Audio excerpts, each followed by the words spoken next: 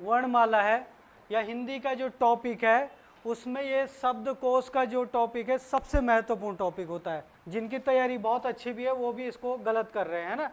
एक चीज़ सीधा याद रख लेना कि हिंदी वर्णमाला में जब शब्दकोश के अनुसार देखा जाता है तो इसको जो है अंक को जो है ये सबसे पहले लिखा जाता है। समझ गए ना। तो इसका मतलब इसको यहाँ से हटा के आपको क्या करना है, अंक को सबसे पहले लिखना है।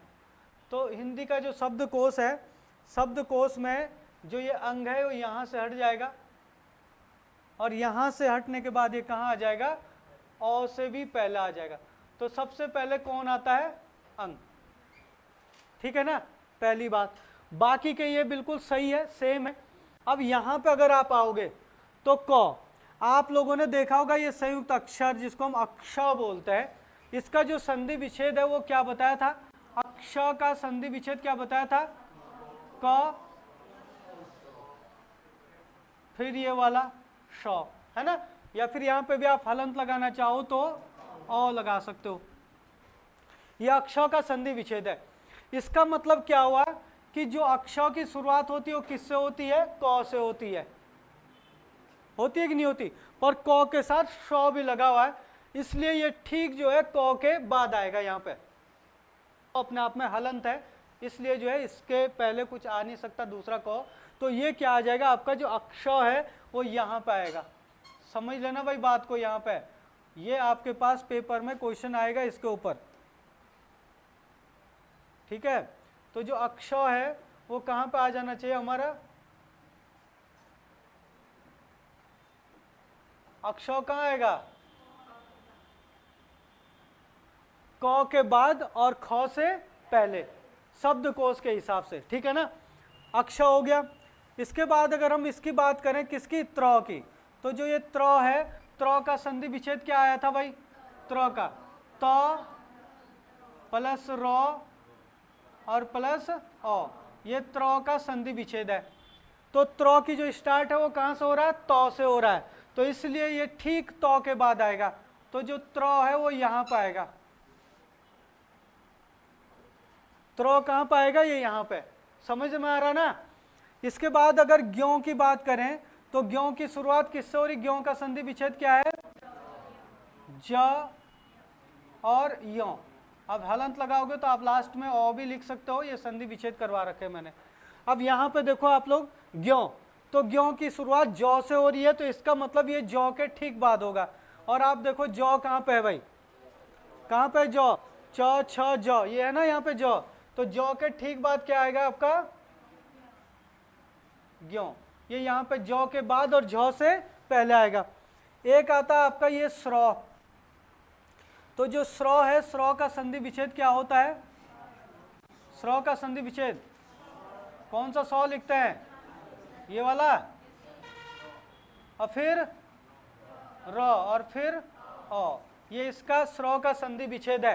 तो स्र की शुरुआत किससे हो रही है, श से हो रही है, और ये श सलजम वाला श है, तो इसलिए स्र कहाँ पे आएगा आपका, ये यहाँ पे आएगा स्र, ठीक है ना।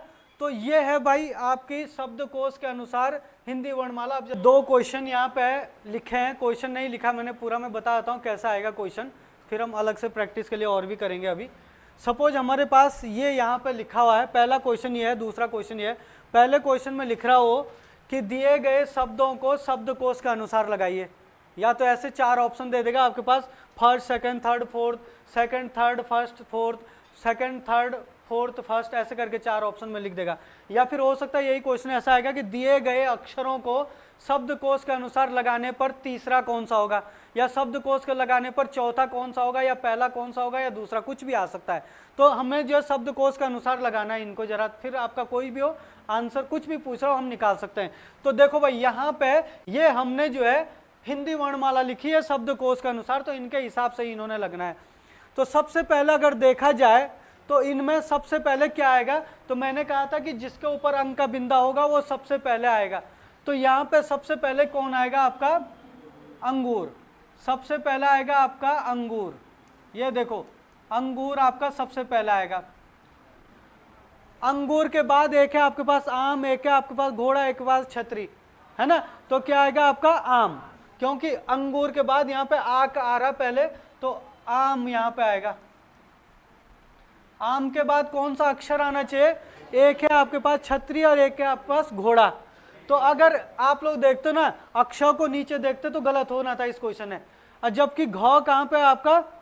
ये देखो क ख ग घ, ये घ।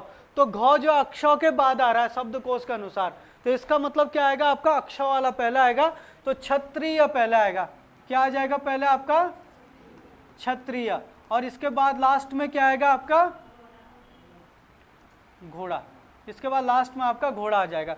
तो ये आपका बिल्कुल सही आंसर है। तो अगर आपका क्रम लगाने के लिए पूछेगा, तो आपका क्रम लगाने के लिए पूछता तो क्या आंसर हो जाता आपका?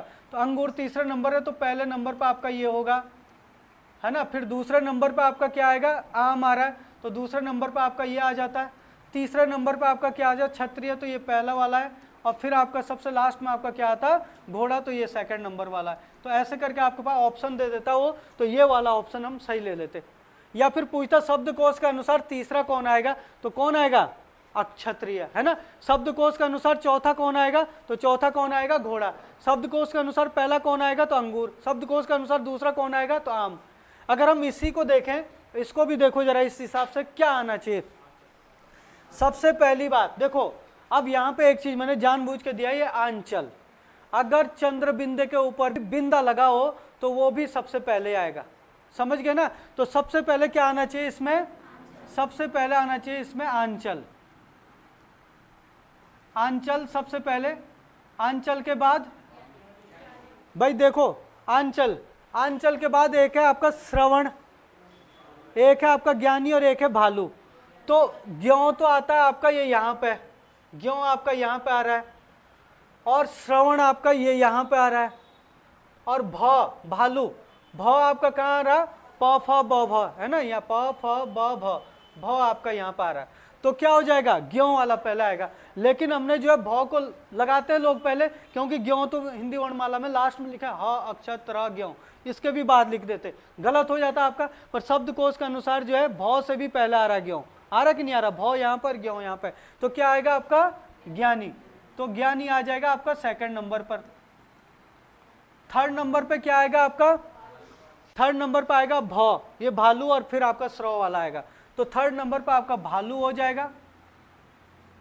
और फोर्थ नंबर पे क्या हो जाएगा आपका? क्या है? श्रवण। श्रवण रह गया, तो फोर्थ नंबर पे आपका ये श्रवण आ गया, है ना। तो इन 4 प्रश्नों का आपको उत्तर बताना है फटाफट। फटाफट बताओ, पहले का उत्तर क्या होगा, दूसरे का क्या होगा, तीसरे का क्या होगा। और आपको उत्तर किस फॉर्म में बताने हैं कि जैसे इसका है तो first second third fourth, first second third fourth, या दूसरा